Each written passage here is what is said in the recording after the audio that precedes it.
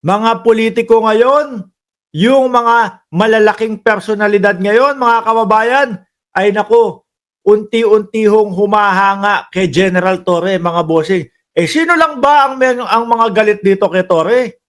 Eh wala pong iba, kundi yung mga DDS lang ho, mga kababayan. Oh, ayan po si dating Senador Antonio Trillanes, mga bossing. Ano po sabi niya dito? No? Hindi pwede yun.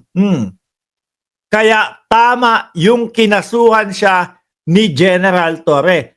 Ito po, mga kababayan, ay doon sa binitawang salita ng dating Pangulo na tungkol po doon sa pumatay tayo ng 15 senador para makapasok po yung kanilang senador, mga kababayan. Although, halos alam naman po nating lahat na joke. Ano po?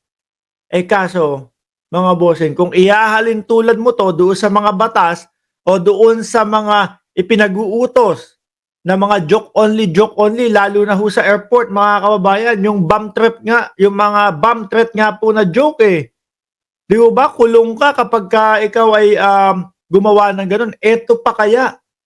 Although hindi mismong pinangalanan, pero ilan lang naman po ang senador natin. Mga boss chief amo, sir. Ano po? Kung hahayaan, hindi matututo. Kung hahayaan, patuloy at paulit-ulit lang na gagawin ng dating Pangulong Duterte. Kaya ang sabi po ni dating Senador Trillanes, mga kababayan, tama yun na kinasuhan siya ni General Torre. Paliwanag mo na lang yan sa korte kung joke yan o hindi. Kasi naman ang dating Pangulo no? Ang hilig sa mga ganito. Pero kung umalpas to, pero kung eto ho, mga kababayan, ay hindi napansin o hindi pinansin ng sambayan ng Pilipino, no? Okay lang ho yan. Tuloy lang po yan. Kasi estilo ho na nila yan, mga kababayan Iisipin mo din oo nga, joke lang ng dating Pangulo. Pero ang tanong, ito bang tao na to? Simpleng tao lang na kagaya ni Mark Ramos na musmos. Na hindi naman kayang gawin yung sinasabi niyang ganun. Di ba? Pero kung yung isang tao, ganyan, makapangyarihan at alam natin, na best friend ni Xi Jinping. Siyempre makapag-iisip-isip ka. No? Yung mga senador hindi pumatol. Bakit to, mga kababayan? Yung mga yun, tambak din po ang mga bodyguard nun Kaya hindi po nila ganong sineseryoso. Paano na lang ho yung iba? Mga bossing, pag nadaanan ka ng joke ni dating Pangulong Duterte, menginig ka dito.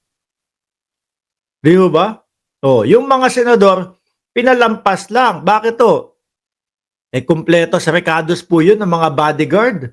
Nakapalibot po doon yung mga bodyguard, mga kababayan. Kaya okay lang. Kaya naming sumabay kung joke lang talaga yan. Hindi, pero tama naman po talaga na kinasuhan, mga bossing, no? Yung mga ganyan po, sobra-sobra ng pagbibiro yan. Sabi dito, paliwanag mo na lang sa korte kung joke yan o hindi, but you don't joke about those things. Correct, no? Sa airport nga, yung mga bomb joke, hindi pwede. Ganito lang yon. Sabi ni Sir Archie Beroya, 6 years tayo ginawang joke ang taong bayan ng naging president na bad joker.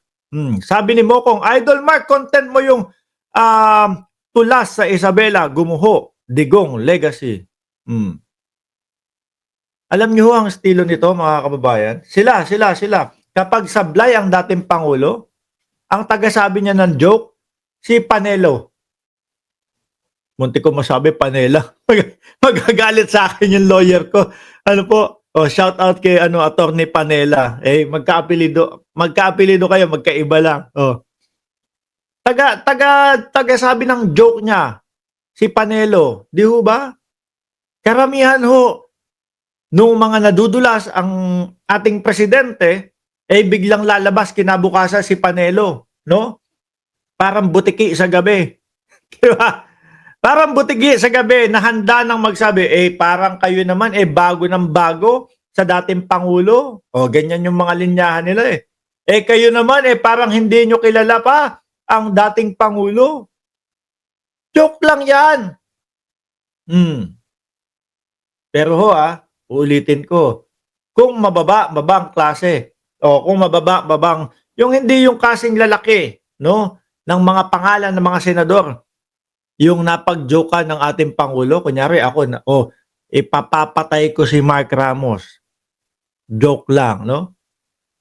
Kabahan ako nun, mga bossing. Alam ko yung kapasidad ng dating Pangulong Duterte na kaya niya. Tapos, babalikan mo pa, mga bossing, yung mga balita, no? At yung mga iniimbestigahan sa kanila na 20,000 to 30,000 ang mga nangamatay nung panahon, nung EJK nila, yari na.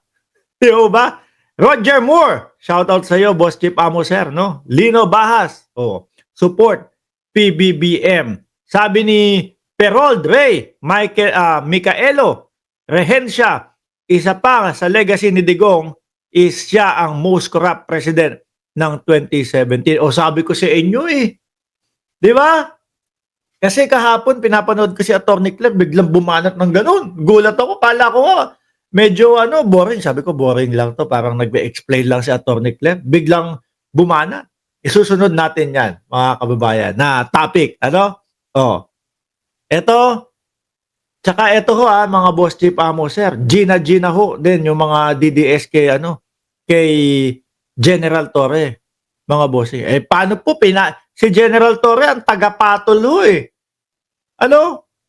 Dati hindi pinapatulan ang dating Pangulong Duterte, ngayon meron ng pumapatol, mga kababayan. Gina po yung mga DDS.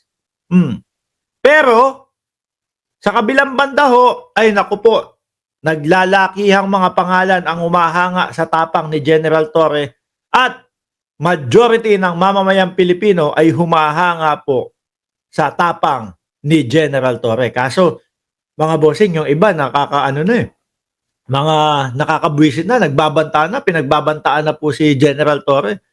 Yung kagaya na lang ni Dado. 'Di ba? Pag umikot daw ang gulong, pag umikot ang gulong, yari ka, Torre. Anak ng tinapa, hindi.